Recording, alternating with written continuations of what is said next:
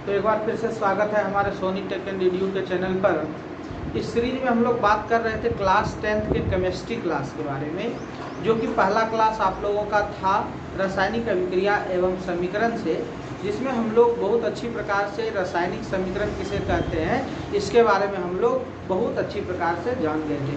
तो हम लोग पिछले क्लास में क्या क्या चीज़ सीखे थे एक बार उसे रिवाइज कर लेते हैं, अपने अंदर ला लेते हैं, उसके बाद फिर आगे हम लोग बढ़ेंगे। तो अब हम लोग देखिए पिछले क्लास में जो पढ़े थे उसमें हम लोग पढ़े थे रासायनिक अभिक्रिया। उसके बाद रासायनिक अभिक्रिया के बाद हम लोग पढ़े थे आपका जब अभिक्रिया होता है तो इसमें हम लोगों का एक अभिकारक भाग लेता है, और अभिकारक के बाद जब भाग लेता है तो प्रतिफल प्राप्त होता है।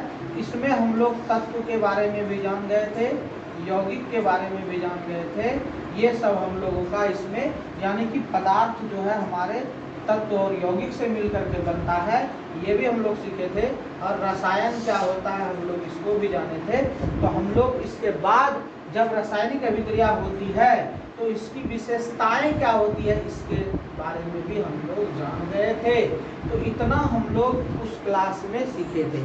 अब इस क्लास में हम लोग बात करेंगे कि आगे रासायनिक समीकरण क्या है, रासायनिक समीकरण को लिखने का तरीका क्या है, संतुलित रासायनिक समीकरण किसे कहते हैं और संतुलित रासायनिक समीकरण किसे कहते हैं, मिश्र रासायनिक समीकरण किसे कहते हैं, इससे रिलेटेड सारा प्रश्न हम लोगों का होगा।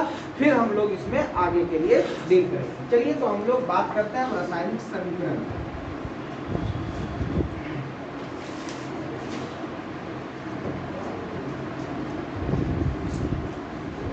अब देखिए रासायनिक समीकरण हम लोग कहते किसको हैं, आप थोड़ा सा समझेंगे बस पूरा डील हो जाएगा।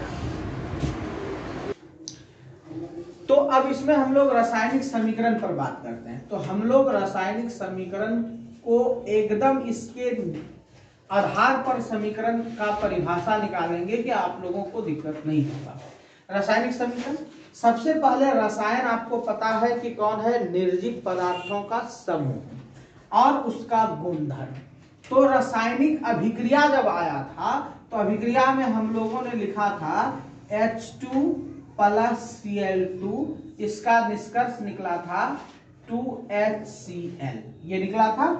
अब यहां पर देखिए कहने का मतलब है कि ये तो आपका हाइड्रोजन है, ये आपका जब हाइड्रोजन है तो आप इसको H2 क्यों लिखे हैं, कारण है कि हाइड्रोजन का संकेत क्या होता है, H होता है, तो ये संकेत हो गया। अब यहाँ पर हाइड्रोजन का संकेत H होता है तो हाइड्रोजन का ये क्या है, 2, ये अणुसूत्र है, इसलिए इसका हाइड्रोजन का सूत्र हो गया H2। अब यहाँ पर 2 बात आया इसमें, संकेत और सूत्र। तो क्यों हम लिख रहे हैं इसको भी समझिए। ठीक उसी प्रकार यहाँ पर आपका क्लोरीन है, तो क्लोरीन को तो हम लोग सिंपली Cl कहते हैं, लेकिन ये Cl हो गया इसका संकेत, लेकिन आपका क्लोरीन जो है वो Cl2 के साथ सूत्र में बंधित होता है, इसलिए ये हो गया सूत्र। अब क्या हुआ कि यहां पर निकला आपका प्रतिफल, ये प्रतिफल जो हम लोगों का निकला तो यही पूरा अभिक्रिया कहलाया रासायनिक समीकरण।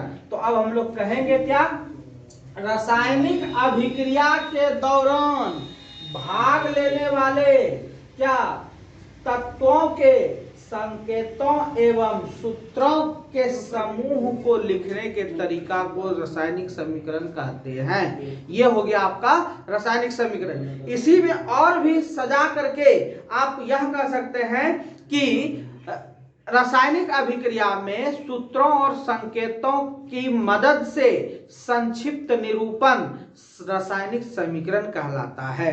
एक बार फिर से, क्या रासायनिक अभिक्रिया किसको कहते हैं पता है आपको, कि जब 2 या 2 से अधिक पदार्थ मीन्स तत्व या यौगिक मिल करके कोई नए पदार्थ का निर्माण करता है वह रासायनिक अभिक्रिया कहलाता है। और अब रासायनिक अभिक्रिया जब हम लोग जान गए तो रासायनिक अभिक्रिया के बाद क्या है, अभी हम लोग जान रहे हैं कि रासायनिक समीकरण। तो रासायनिक अभिक्रिया के दौरान भाग लेने वाले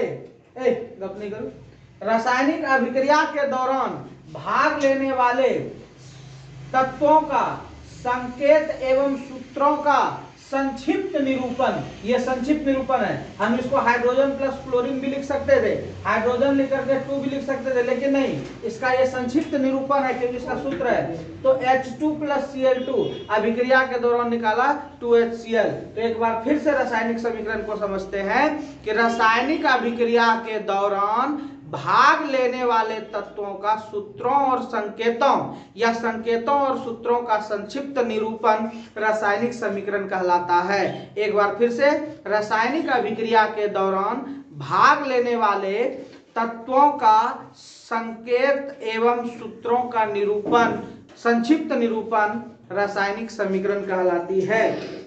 या फिर हम लोग कह सकते हैं, तत्व नहीं कह के पदार्थ कह सकते हैं। क्या? क्योंकि तत्व यौगिक दोनों होता है, इसलिए पदार्थ कह सकते हैं। क्या कि आपका हो जाएगा क्या कि रासायनिक अभिक्रिया में भाग लेने वाले पदार्थों के संकेतों एवं सूत्रों का संक्षिप्त निरूपण करने की क्रिया रासायनिक समीकरण कहलाती है। पूरा लिखते हैं क्या क्या हम बोले, ध्यान से देखिएगा आप फिर से आराम से। क्या? रासायनिक समीकरण का परिभाषा, रासायनिक अभिक्रिया, रासायनिक अभिक्रिया के दौरान भाग लेने वाले पदार्थों का संकेतों एवं सूत्रों। तो दोनों लिख दिए हैं यहां। संकेत क्या है, सूत्र क्या है? संकेतों एवं सूत्रों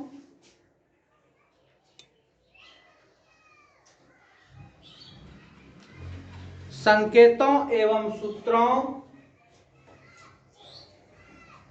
का संक्षिप्त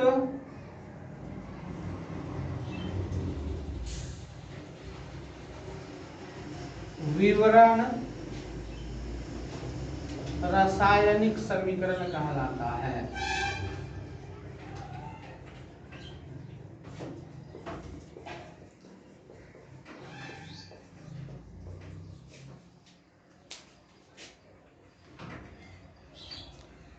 तो क्या लिखे, एक बार फिर से इसको देख सकते हैं। रासायनिक अभिक्रिया के दौरान भाग लेने वाले पदार्थों का, तो पदार्थ में आपका कल बताए थे, पदार्थ जहां भी आपको दिख जाए तो उसमें आप फटाक से कह दीजिएगा तत्व प्लस यौगिक। और तत्व क्या कहेंगे? जैसे एलिमेंट आपका हो गया हाइड्रोजन हो गया, हीलियम हो गया, लिथियम हो गया, बेरिलियम हो गया, बोरोन हो गया, कार्बन हो गया, नाइट्रोजन, ऑक्सीजन, फ्लोरीन, नियोन, इस तरह से जितना भी हम लोग लिखते जाएंगे ये आपका तत्व हो गया। और साथ ही साथ आपका यौगिक क्या हो जाएगा? जैसे ही हम H2 + Cl2 लिखते हैं या CO2 लिखते हैं या आपका H2SO4 लिखते हैं, ये सब जितना भी हम लोग लिख रहे हैं, जैसे आप जल जो है कि ऑक्सीजन लिख रहे हैं, जैसे आपका H2O जल हो गया, तो ये जो कंबाइंड होकर के दो तत्व मिलकर के बना हुआ है कोई भी स्ट्रक्चर, ये यौगिक कहलाएगा। तत्व कहलाएगा जो सिंगल सिंगल रहेगा, और ये दोनों पदार्थ से बनते हैं। इसलिए रासायनिक अभिक्रिया के दौरान भाग लेने वाले पदार्थों का संकेतों एवं सूत्रों का संक्षिप्त निरूपण या विवरण, निरूपण भी हम लोग कह सकते हैं। निरूपण मतलब निरूपित करना, निरूपण मतलब उसको लिखना। तो क्या? संकेतों एवं सूत्रों का। तो ये हो गया संकेत, इसका हो गया सूत्र। संकेतों एवं सूत्रों का। अब इसी में जैसे हम लोग देखिए यहाँ पर सूत्र आया है, एक संकेत वाला लेते हैं। देखिए संकेत वाला क्या होगा। जैसे आप पढ़े होंगे C+O2 क्या बनाता है? Carbon dioxide. यहाँ पर देखिए कार्बन है एक, तो सिंगल जब रहेगा तो ये सूत्र नहीं होगा, ये संकेत होगा। क्या हो जाएगा? संकेत। और यहाँ पर ये क्या हो गया? सूत्र। तो ये संकेत और सूत्र मिल करके जो नया पदार्थ का निर्माण करता है ये रासायनिक अभिक्रिया कहलाया। और रासायनिक अभिक्रिया के दौरान भाग लेने वाले पदार्थों का संकेतों और सूत्रों का संक्षिप्त निरूपण रासायनिक समीकरण कहलाता है। उम्मीद है रासायनिक समीकरण आप लोगों को अच्छे से समझ में आ गया होगा। अब हम लोग आगे जानते हैं रासायनिक समीकरण लिखने के नियम। चलिए हम लोग रासायनिक समीकरण लिखने के नियम के बारे में जानते हैं।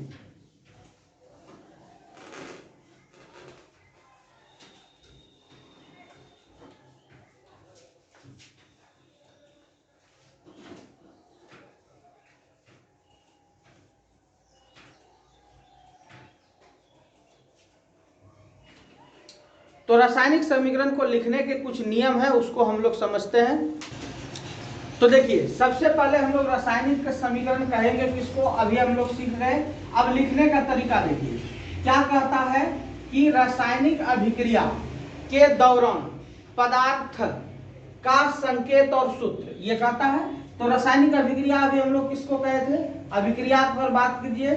अभिक्रिया में हम लोग पढ़े थे कि कोई भी तत्व, मान लो कि कोई भी पदार्थ एक दूसरे से कंबाइंड कराते हैं, मतलब कि संयोग कराते हैं। तो संयोग कराते हैं तो संयोग का मतलब हुआ जोड़ना, और बीच में वह निष्कर्ष निकालता है।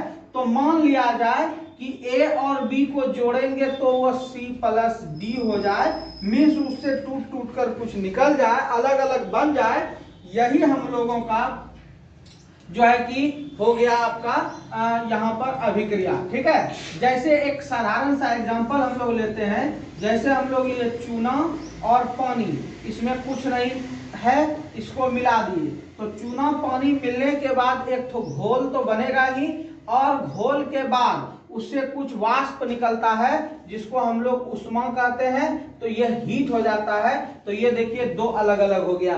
तो कहने का मतलब क्या हो गया कि अभिक्रिया में क्या क्या होता है उसका हम लोग निष्कर्ष निकालते हैं। सबसे पहले देखिए आपका ये अभिकारक है, अभिकारक को बाईं तरफ लिखा जाता है, अभिकारक को बाईं तरफ लिखा जाता है, लिखा जाता है। जैसे अभिकारक कौन हुआ, जैसे H2 प्लस Cl2 ये बनाया 2HCl, तो अभिकारक हो गया आपका H2, Cl2 बराबर अभिकारक, जो कहाँ लिखाया, लेफ्ट हैंड में। पहला चीज आपका नियम क्लियर हो गया। 3 ठो कम से कम बता दीजिएगा, आपके एग्जाम में नंबर मिल जाएगा। दूसरी बात, प्रतिफल जो है उसको हम लोग कहाँ लिखेंगे, राइट साइड में।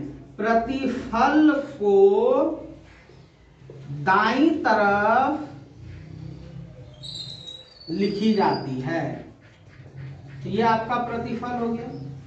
तो दोनों चीज समझ में आ गया आपको कि प्रतिफल कहाँ लिखना है और आपका अभिक्रिया का जो अभिकारक है वो कहाँ लिखना है। तीसरी बात, यदि दो अभिकारक, यदि अभिकारक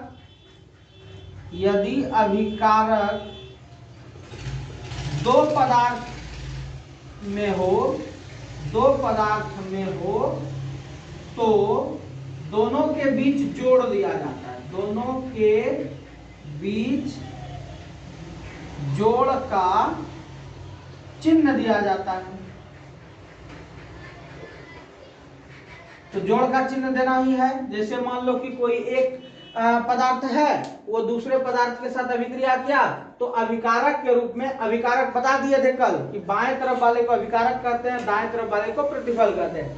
तो ये हो गया, जोड़ का निशान दे दिए। यही चीज आप इधर भी दे सकते हैं, यानी प्रतिफल में भी वही देंगे। तो 4 नंबर में प्रतिफल में भी पदार्थ के बीच जोड़ का चिन्ह होता है। ये हो गया आपका क्या, प्रतिफल में। अब अभिकारक और प्रतिफल के बीच में तीर के निशान से दर्शाते हैं। 5वां नंबर, अभिकारक एवं प्रतिफल के बीच में तीर के निशान से दर्शाते हैं। तो ये हो गया तीर के निशान से दर्शा दी बीच में। क्लियर। अब फिर यहां पर देखिए थोड़ा सा और भी बात को समझ लेना है। ये तो हो गया आपका इतना अभिकारक के जो है कि हम लोग ये जान रहे हैं। छठा देखिए क्या बात है, पदार्थ के अनुसूत्र को तत्व के संकेत के नीचे जैसे H2 लिखा जाता है, लिखा जाता है। कहने का मतलब H यहां लिखे तो 2 इसके सीधा में नहीं होगा, ये क्या होगा कि 2 नीचे हो जाएगा। ये हो गया 6 नंबर में। लेकिन 7 नंबर में, और यदि पूरा यौगिक को संतुलित करने के लिए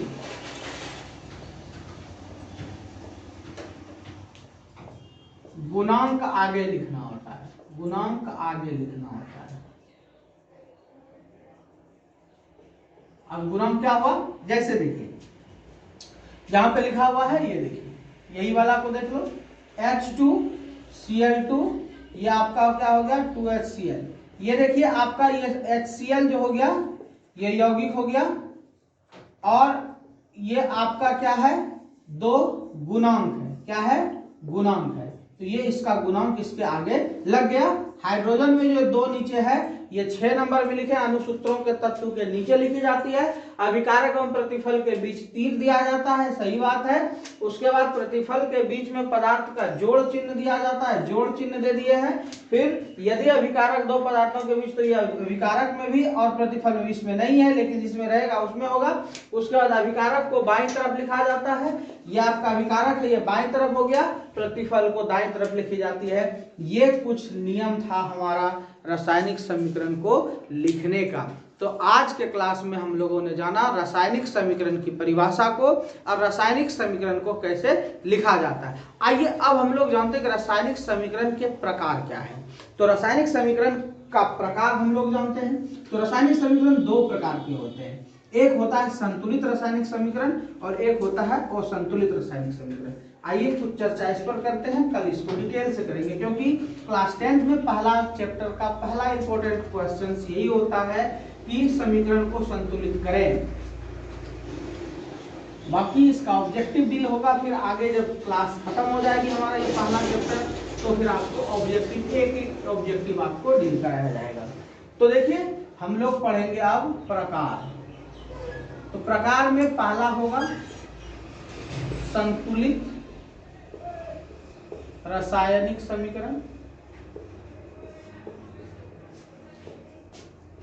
और दूसरा होगा असंतुलित रासायनिक समीकरण। तो चलिए हम लोग दोनों को सीखते हैं कि संतुलित और असंतुलित क्या है। संतुलित में देखिए अभिक्रिया के दौरान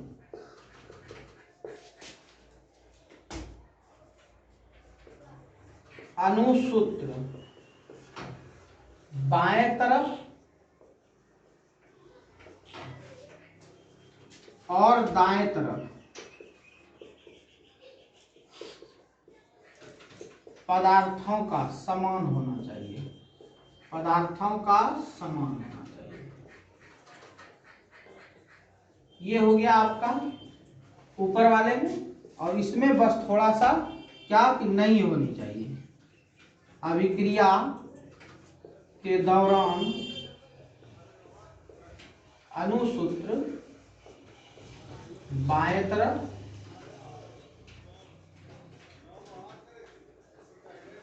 और दाएं तरफ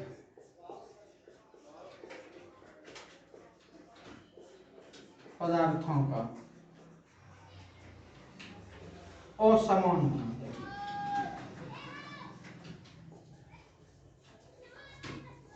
अब देखिए हम लोग बात करते हैं कि असमान होनी चाहिए। तो यहां पर देखिए क्या है, जैसे एक समीकरण हम लोगों ने लिखा H2 + Cl2, ये 2HCl हुआ। इसी में हम लोग लिखते हैं H2 + Cl2 और ये HCl हुआ। यहाँ पर थोड़ा सा एक संतुलित और एक असंतुलित जो लिखे हैं उसमें देखिए लेफ्ट हैंड में हाइड्रोजन की संख्या 2, राइट साइड में भी हाइड्रोजन की संख्या 2, क्लोरीन की लेफ्ट साइड में 2, क्लोरीन की संख्या 2, ये कहलाया संतुलित। और यहाँ पर देखिए हाइड्रोजन 2, यहाँ 1, यहाँ क्लोरीन 2, यहाँ 1, ये हो गया असंतुलित। इस पर हम लोग कल चर्चा करेंगे अच्छे से डील के साथ, क्योंकि संतुलित और असंतुलित करना यह इसका मेन, इस चैप्टर का मेन हल है। मिलते हैं अगले क्लास में।